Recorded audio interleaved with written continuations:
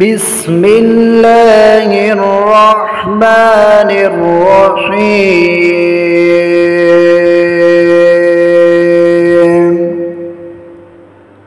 قال إنه يقول إنها بقرة لا ذلول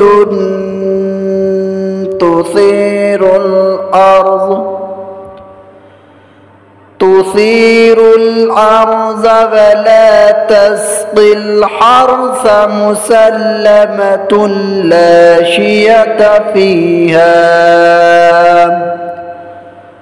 قالوا الآن جئت بالحق فذبحوها وما كادوا يفعلون.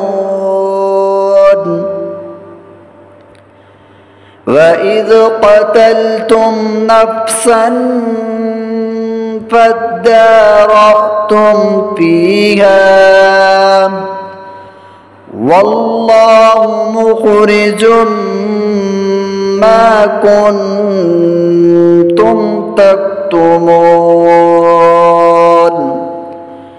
فقلنا اضربوه ببعضها كذلك يحيي الله الموتى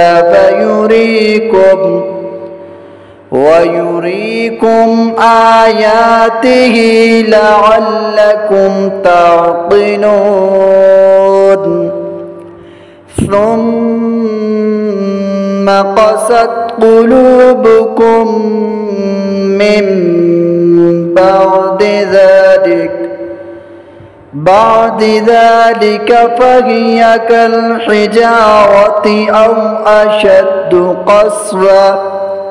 وإن من الحجارة لما يتفجر منه الأنهار وإن منها لما يشقق فيخرج منه الماء وإن منها لما يهبط من خشية الله وما الله بغافل عما تعملون. أفتطمعون أن يؤمنوا لكم وقد كان فريق